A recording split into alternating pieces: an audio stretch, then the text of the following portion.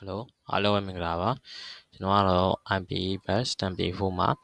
Play ဒနာရဲ့ MPBus MD4 မှာပြန်တရားနေတဲ့မောင်ရဲဖွင့်ဖြစ်ပါတယ်အခု presentation လုပ်ပြမယ့်အကြောင်းအရာကတော့ mobile game တွေကို free download ဆွဲလို့ရမယ် website game website လေးအကြောင်းနဲ့ website အကြောင်းကို presentation လုပ်ပြဖြစ်ပါတယ်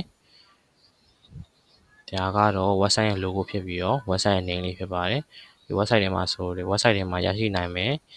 mobile game တွေရဲ့ mobile game တွေကို random ပြထားဖြစ်ပါတယ်ဒီ home page အပါအဝင်ဒီ page လေးခုလုံးကဒီ website မှာရရှိနိုင်မဲ့ game တွေကို random ပြထားတာဖြစ်ပါတယ်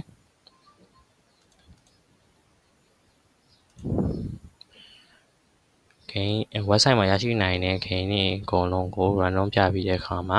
ဒီ row တွေအလိုက်ခွဲပြီးတက်စီခွဲထားပါသေးတယ်ဒီ RPG page ထဲမှာဆိုရင် role playing game တွေပဲတည်တံ့ခွဲထားပါတယ်ဒီ page တွေရရင်လည်း home page ကနေဒီ page တွေခုအထိကိုလည်းသွားလို့ရမှာဖြစ်ပါတယ်ဒီ shooting page ထဲမှာဆိုရင်ဒီ shooting နဲ့သက်ဆိုင်တဲ့ game တွေပဲတက်ခွဲထားပါတယ် mobile game ထဲမှာဆိုလည်း mobile page ထဲမှာဆိုလည်း mobile game တွေပဲတည်တံ့ခွဲထားပါတယ် casual game ထဲမှာ casual game page ထဲမှာဆိုလည်း casual game တွေပဲတည်တံ့ခွဲထားပြီးပါတယ်ဒီထောင်းကျင်တဲ့ game တစ်ခုကိုဝင်လိုက်တဲ့အခါမှာလည်းဒီ game ရဲ့ detail information တွေကိုလည်းချပြပေးထားပါတယ်ဒါကတော့ global rating ဖြစ်ပြီးတော့ဒီ game global rating ဖြစ်ပြီးတော့ဒါကတော့ game ရဲ့ full download ဆက်ဖြစ်ပါတယ်ဒီ Android version ကတော့ဒီ game က Android version ဘယ်လောက်ကနေစပြီးတော့ဆော်ရရမယ်ဆိုတဲ့ information ကိုပြထားဖြစ်ပါတယ်ဒီပုံတွေကတော့ဒီ game ရဲ့အစမ်းဆော့ပြထားတဲ့ screenshot gameplay screenshot လေးဖြစ်ပါတယ်ဒီစာပိုက်ကတော့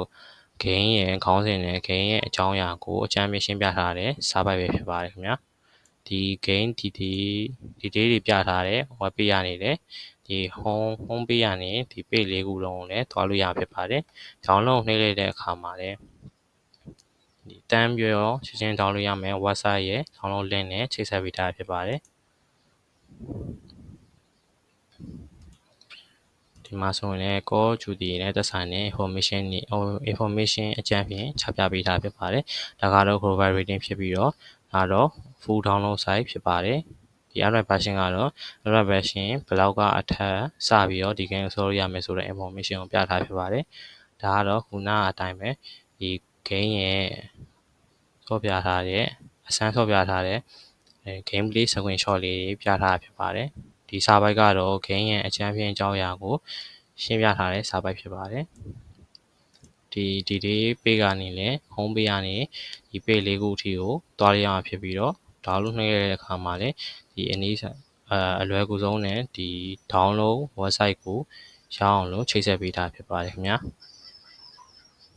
ကျွန်တော်ရဲ့ဒီ game download ရတဲ့ game website လေးရဲ့အကြောင်းအရာကတော့ပြီးပါပြီခင်ဗျာအားလုံးကိုကျေးဇူးတင်ပါတယ်